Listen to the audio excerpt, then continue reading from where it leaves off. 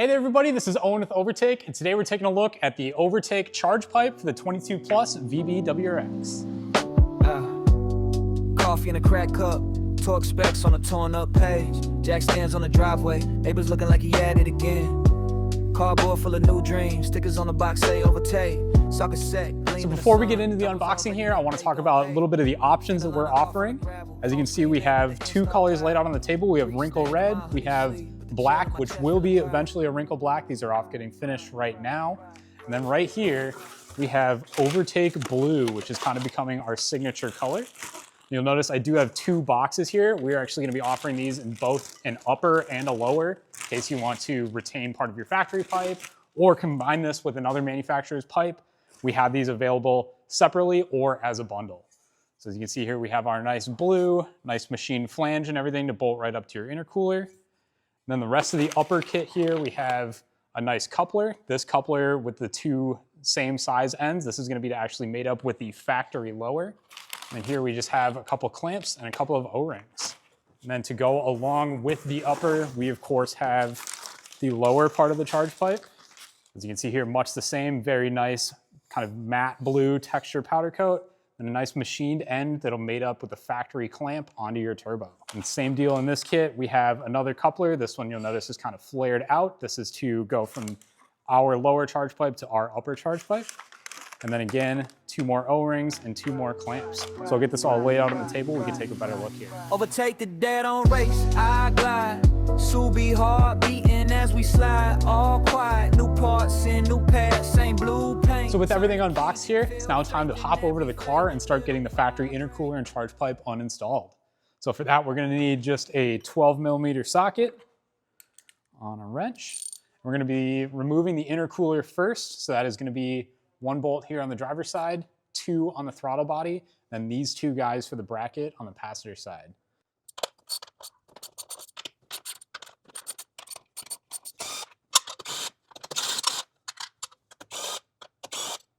And now that we have all of those broken loose, the last step is to disconnect the two halves of the factory charge pipe here. That is as simple as clicking up these little detents on the side of this clip.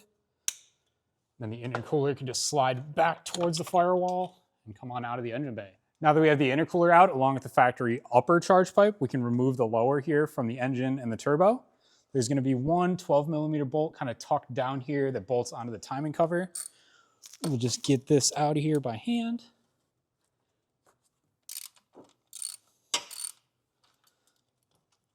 One thing to note is you will have your factory intake duct here that is actually out right now because Chase is scanning it for other purposes, maybe some VB intake development.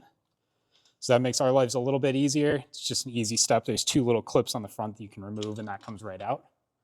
Now we have this bolt out of here. There's another one of those clips just like is up here on the upper that holds the charge pipe onto the turbo. I'm gonna reach down and get that undone and then I'll show you off the car how that works. So there we have our charge pipe, and as you can see, we have this little wire clip that sticks through in three different places right there.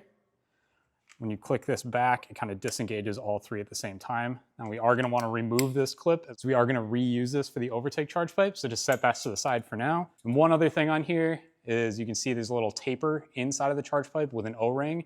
That's actually what seals the boost in and prevents any boost leaks off of your turbo. So we have mimicked this geometry on the Overtake charge pipe just to make everything as simple as possible. With that being said, it's time to start assembling and prepping the Overtake charge pipe for installation on the car. So what we can do first is you'll see in our lower kit, we do have two O-rings included. One is gonna be the one we're gonna use. One is actually just a backup in case anything happens while you're doing the install. So we will get this O-ring in here and just kind of feed it into that groove, just like we saw on the factory setup.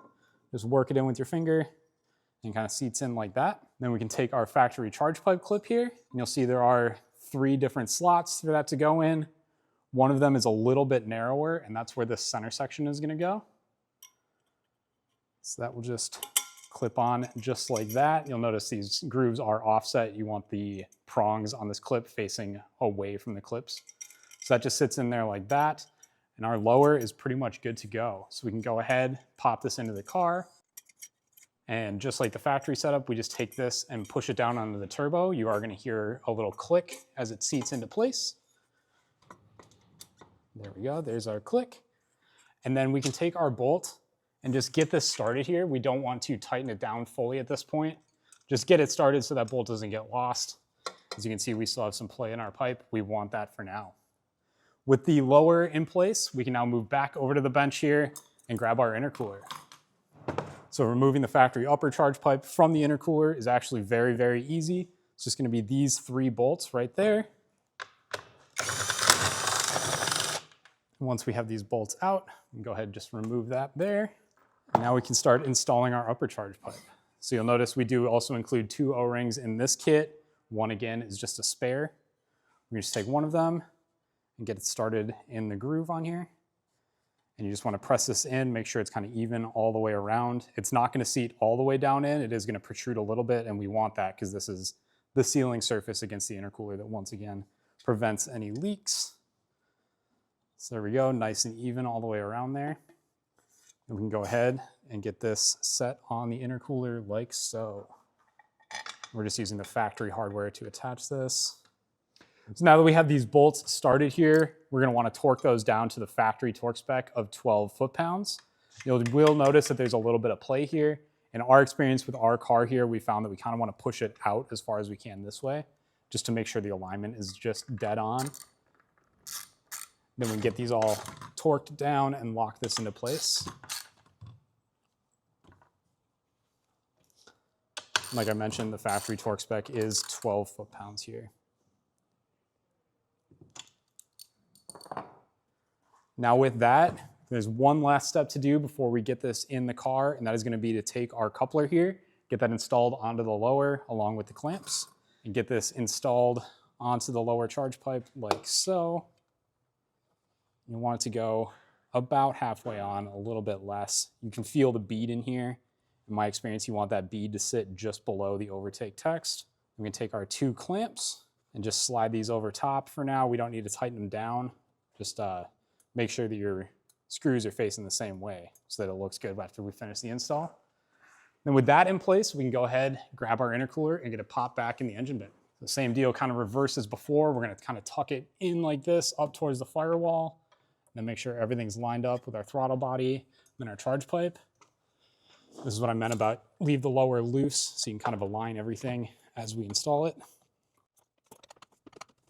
Just gonna get one of my bolts started on the throttle body to hold this in place. Then I can kind of slide this coupler up where it needs to be.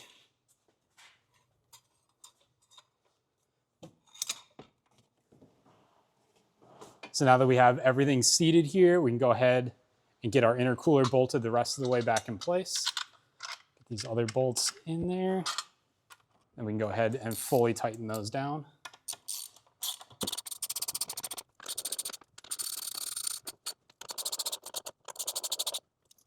Now that we have the intercooler bolted back in place, we can get our clamps tightened.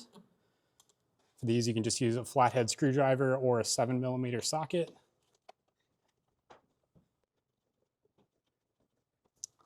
And now the last step is to finish tightening this bolt that goes into the timing cover for the lower charge pipe.